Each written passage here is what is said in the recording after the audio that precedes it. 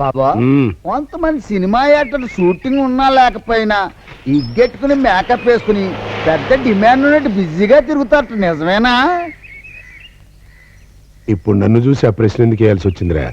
ఏం లేదు బాబు, తమరు ఇలా నల్ల కోట్ వేసుకుని పొద్దుగాలే టెన్షన్ గా కోర్టుకెళ్ళి అక్కడ బయట చెట్ల కింద బల మీద కూర్చుని సాయంకాలం టెన్షన్ గా ఇలా వచ్చేస్తూ ఉంటే చూసే వాళ్ళందరూ వచ్చి వీరికి ఇంత ప్రాక్టీసా అని.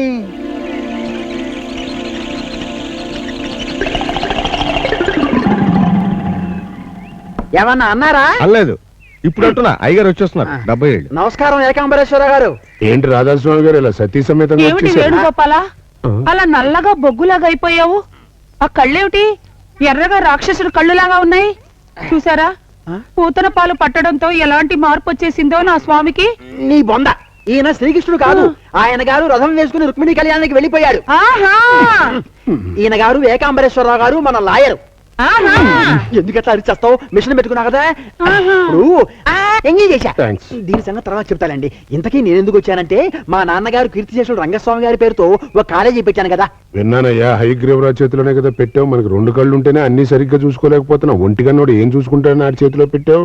అందుక మా కాలేజీ రిజల్ట్స్ అంతంత మాత్రంగానే ఉంటున్నాయి. ఇప్పుడు వాడిని వదిలించుకోవడం ఎలా?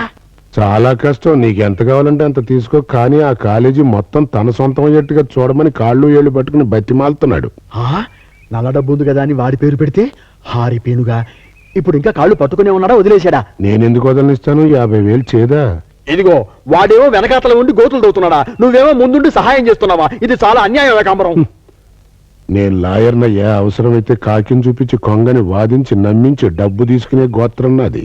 శ్రీకృష్ణ, వేణుగోపాల, ఇది అన్యాయం స్వామి. సత్యభామకి పారిజాతం, రుక్మిణికి తులసి మొక్కన్నా. ఏమండి, మీరు లాయర్ కదా, రుక్మిణి దేవికి కూడా పారిజాతం ఇప్పించరా? అలాగే చూడు రాధాస్వామి, నేను చాలా సెంటిమెంట్ ఉన్న దుర్మార్గుండయ్యా. నీకు న్యాయం జరిగేట్టుగానే చూస్తా. కాకపోతే ఆడు 50,000 ఇస్తానంటున్నాడే. 50,000 నేను ఇస్తాగా. నువ్వు కూడా 50,000 అంటే?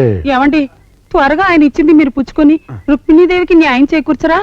అలాగేనమ్మా, నీకు అలాగేనయ్యా. ఆవిడ ముఖం చూసి ఆ 50,000 ఖాయం చేసుకో. థాంక్స్. కాకపోతే నేను చక్రం తిప్పుతూ వెనకాల ఉంటాను. నువ్వు ఆ ఒంటికన్నుడి దగ్గరికి వెళ్ళి ఏమీ తెలియనట్టు అసలు ఈ కాలేజీ ఎట్ట ఎందుకుంది, దీని కథ ఏంటి, కమామిషన్ ఏంటి అని జాగ్రత్తగా రాబట్టు. వెళ్ళు. అలాగే. లేవే, రుక్మిణికి కూడా పారిజాతం ఇస్తాన్నారు. పద వస్తా. ఏ సత్యవతి, రావే. వస్తున్నానే. ఏమిటి పొద్దున్నే పేపర్ చూస్తున్నావు? చూసావా, అన్ని ఫస్ట్లు అన్ని ర్యాంకులు కస్తూర్బా కాలేజీకి వచ్చాయి. ఎంత మంచి కాలేజో. మన కాలేజీకి ఒకటి రాలేదు. ఏమయ్యా హయగ్రీవరావు, మా నాన్నగారి ఆత్మశాంతి కోసం కదా ఇన్ని లక్షల పోసి ఈ స్త్రీ కళాశాల నీకు అప్పగించింది. ఇప్పుడు ఏమైంది సార్? ఏమయ్యేదేమిటి? ఇవి కస్తూర్బా కాలేజీ ఫలితాలు అనుకో, ఇవి మన కాలేజీ అనుకో. మనమేమిటి ఈ టైపులో వెళ్ళిపోతున్నాం? ఆ విషయం నా నోటితో చెప్తే నన్ను నేను సమర్థించుకున్నట్టుగా ఉంటుంది. ఏమయ్యా, మీరు కమిటీ మెంబర్సే కదా, స్వామి గారు ఏదో అడుగుతున్నారో కొంచెం చెప్పండి. నేను ఈలోగా అకౌంట్స్ చూసుకుంటాను. అవునవును, లెక్కలు ముఖ్యం. ఏమిటి కృష్ణ, నీవేణు కనిపించడం లేదా? ఏ గోపికెత్తికెళ్ళిందో ఏమిటో. ఉండు. ఏమండి, ఒక వేణు కొనుక్కొద్దాం రండి. కొందాం. ఇదిగో ఈ కాలేజీ వ్యాపారం కూడా మిగతా వ్యాపారాలు లాంటిదేనని నమ్మి ఇంత పెట్టుబడి పెట్టానా? ఇటో అటో తెలితే దంపతులిద్దరం ఎంచక్క వేణువులు వాయించుకుంటూ వీధిని పడదాం. ఎప్పుడు తేలుతుంది? ఉండు. ఇదిగో గణపతిరావు గారు, మీరైనా మన కాలేజీ గురించి అసలు విషయం చెప్పండి. సార్, మనం మిగతా వాటితో పోల్చుకోకూడదు సార్.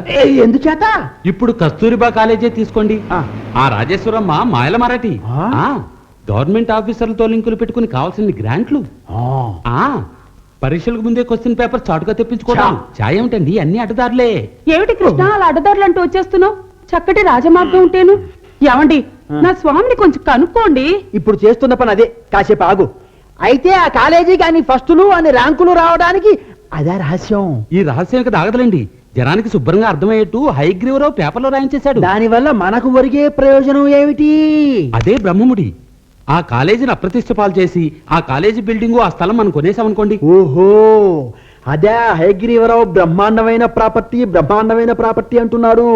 ఆ స్థలంలో ఒక పేకార క్లబ్ పెట్టేస్తే లక్షలకు లక్షలు గడించొచ్చు అంటున్నాడు. మీ పిచ్చి ఒకటి కాసేపు ఆపండి. ఏ? నా స్వామి నిద్రిస్తున్నాడు. For more updates, like, comment, subscribe to our channel. Hey darlings, గంటని click చేయడం మర్చిపోకండి.